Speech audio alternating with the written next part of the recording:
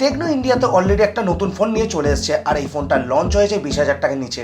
আজ আমি কথা বলতে চলেছি টেকনো পোভা কার 5Gর ব্যাপারে। জেনারেলি অন্যান্য ব্র্যান্ডরা কিন্তু 20,000 টাকার উপরের প্রাইস পয়েন্টে কিন্তু টার্গেট করছে, বাট টেকনোর কিন্তু এই অ্যাপ্রোচ দেখে বেশ ভালো লাগলো যে তারা 20,000 টাকার নিচে এই ফোনটাকে লঞ্চ করেছে। তবে বন্ধুরা, তাহলে এই ফোনটার ব্যাপারে একটা ডিটেল রিভিউ তাহলে করে নেওয়া যাক ঝটপট। তার আগে আপনারা এই চ্যানেলে যারা নতুন এসেছেন তারা প্লিজ চ্যানেলটি সাবস্ক্রাইব করে দিন এবং বেল আইকনটি প্রেস করে দিন। বক্স ওপেন করলে আপনি ফোন দেখতে পাবেন, ফোনের সাথে আপনি একটা ট্রান্সপারেন্ট টিপিউ কেস দেখতে পেয়ে যাবেন, যেটার কোয়ালিটি আমি ডিসেন্ট বলবো, এবং এই কেসটি ফোনের কালারের সাথে হালকা টিন্ট হয়ে আসছে। সাথে আপনি একটি 45 ওয়াটের চার্জার দেখতে পেয়ে যাবেন, যেটা ফাস্ট চার্জার, এবং সাথে আপনি একটি A to C কেবল দেখতে পেয়ে যাবেন।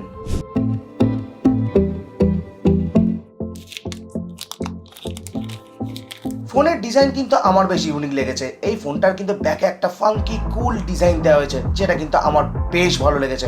অনেকের ভালো লাগতেও পারে, অনেকের ভালো নাও লাগতে পারে, বাট আমার তো ভালো লেগেছে। এই ফোনটার যে ক্যামেরা মডিউলটা দেখছেন, সেই ক্যামেরা মডিউলটা কিন্তু ডিজাইন কিন্তু ইউনিক। ক্যামেরা মডিউলের একটা লাইনিং প্যাটার্ন দেওয়া হয়েছে। এই ফোনটার ব্যাক প্যানেল কিন্তু প্লাস্টিক বা পলিকার্বনেটের দেখতে পাবেন, এবং এই ফোনটার ফ্রেমও কিন্তু প্লাস্টিক বা পলিকার্বনেটেরই দেখতে পাবেন, যেটা এই প্রাইস পয়েন্টে কিন্তু কোনো সমস্যার বিষয় নয়। এই যে কালারটা দেখছেন, এটা হলো নিয়ন সিয়ান কালার। এর সাথে আপনি আরো দুটো কালার কিন্তু এই ফোনটার মধ্যে দেখতে পেয়ে যাচ্ছেন। এই ফোনটা কিন্তু ইন অ্যান্ড ফিল কিন্তু বেশ ভালো, বেশ হালকা লাগবে আপনার। এই ফোনটা 7.4 mm থিক এবং 175 গ্রাম ওজনের সাথে আপনি দেখতে পাচ্ছেন। এই ফোনটার মধ্যে আপনি ডুয়েল মাইক, ডুয়েল ন্যানো সিমের সাপোর্ট আপনি পেয়ে যাচ্ছেন, এবং সাথে আপনি এই ফোনটার মধ্যে IP64 এর রেটিং পেয়ে যাচ্ছেন এবং গরিলা গ্লাস 5 এর গ্লাস প্রোটেকশন পেয়ে যাচ্ছেন। তো ওভারঅল ডিজাইনের দিক থেকে কিন্তু ফোনটা বেশ ভালো।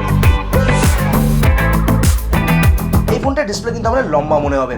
এই ফোনটার মধ্যে একটা 6.78 ইঞ্চের অ্যামোলেড ডিসপ্লে দেওয়া হয়েছে। এটা একটা কার্ভ অ্যামোলেড ডিসপ্লে। সাথে আপনি 144 হার্টজ এর কিন্তু রিফ্রেশ রেট দেখতে পেয়ে যাবেন। জেনারেলি কিন্তু এই প্রাইস পয়েন্টে অন্যান্য ব্র্যান্ডটা কিন্তু 120 হার্টজ এর রিফ্রেশ রেট দেয়, তো টেকনো কিন্তু 144 হার্টজ এর কিন্তু রিফ্রেশ রেট দিয়েছে। সাথে আপনি 2304 হার্টজ এর PWM ডিমিং এর সাপোর্ট আপনি দেখতে পেয়ে যাচ্ছেন। সাথে আপনি 1300 নিটস এর পিক ব্রাইটনেস দেখতে পাচ্ছেন।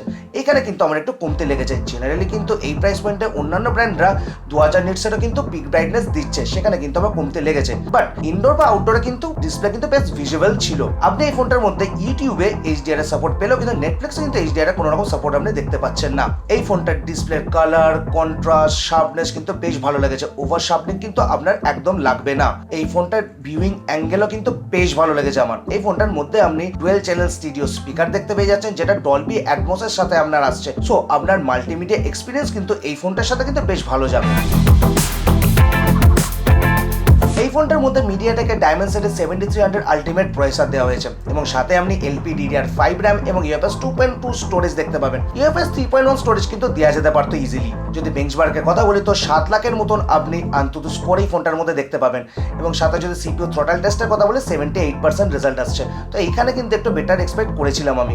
যদি গেমিং এর কথা বলি তো BGMI 90 FPS এবং COD মোবাইল আপনি 90 FPS খেলতে পারবেন। সো ক্যাজুয়াল গেমিং, টুকটাক গেমিং কিন্তু আপনি এই ফোনটার মধ্যে ইজিলি করতে পারবেন, এবং ডে টু ডে লাইফে আমরা যেটুকু টাস্ক করার দরকার পড়ে সেটা কিন্তু এই প্রসেসরের মাধ্যমে আপনি ইজিলি করে ফেলতে পারবেন।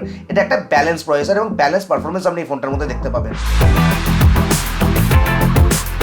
ক্যামেরার কথা বললে এই ফোনটার মধ্যে 64 মেগাপিক্সেলের একটা প্রাইমারি সেন্সর দেওয়া হয়েছে, যেটা সনি IMX682 এর, এবং সাথে একটা AI ক্যামেরা দেওয়া হয়েছে, এবং ফ্রন্টে আপনাকে একটা 13 মেগাপিক্সেলের সেলফি ক্যামেরা দেওয়া হয়েছে। একে তো এই প্রাইমারি সেন্সর আদিকালের, তার উপর কোনো রকম আলট্রাওয়াইড সেন্সর নেই। মানে আমার ক্যামেরা স্পেক্স দেখে প্রচন্ড পরিমাণে আমি খারাপ লেগেছে, প্রচন্ড ডিসঅ্যাপয়েন্টেড এর ক্যামেরা স্পেক্স দেখে। যদি ক্যামেরা রেজাল্টের কথা বলি, আমার একেবারে ভালো লাগেনি। একেবারে অ্যাভারেজ রেজাল্ট আপনি দেখতে পাবেন। বিলো অ্যাভারেজ বললেও কিন্তু কম হবে না। এই ফোনটার কালার মাঝে মধ্যে আপনার ন্যাচারাল লাগবে, মাঝে মধ্যে বুস্টেড লাগবে, মাঝে মধ্যে ওভার স্যাচুরেটেড লাগবে, আর ছবি তো মাঝে মধ্যে সফট আসছে।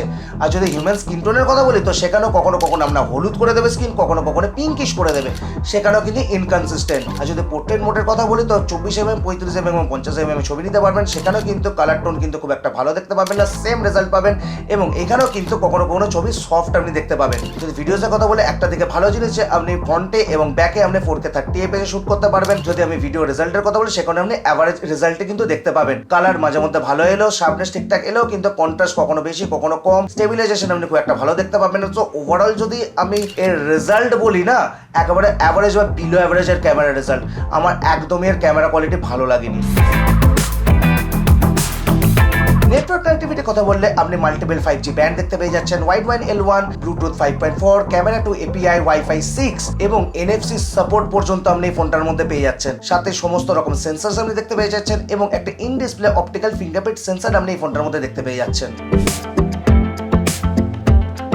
এবার আসছে এই ফোনটার ব্যাটারি সেকশনে। এই ফোনটার মধ্যে আমরা 5500 মিলি অ্যাম্পিয়ারের ব্যাটারি দেওয়া হয়েছে, সাথে আমরা 45 ওয়াটের ফাস্ট চার্জারের সাপোর্ট দেওয়া হয়েছে এবং চার্জার আপনি বক্সে দেখতে পেয়ে যাচ্ছেন। এই প্রাইস পয়েন্টে অনেক ফোনে কিন্তু 7000 মিলি অ্যাম্পিয়ারের উপরে কিন্তু ব্যাটারি দেওয়া হচ্ছে, তো এইখানে কিন্তু মিনিমাম 6000 মিলি অ্যাম্পিয়ারের ব্যাটারি হওয়া উচিত ছিল, যেটা আমার কমতি লেগেছে। যদি আমি চার্জিং স্পিডের কথা বলি তো 0 to 100% আপনি 45 মিনিটে করে নিতে পারবেন। যদি আমি ব্যাটারি ব্যাকআপের কথা বলি তো আপনি মোটামুটি একদিনের ওপর ব্যাটারি ব্যাকআপ আপনি ইজিলি পেয়ে যাবেন।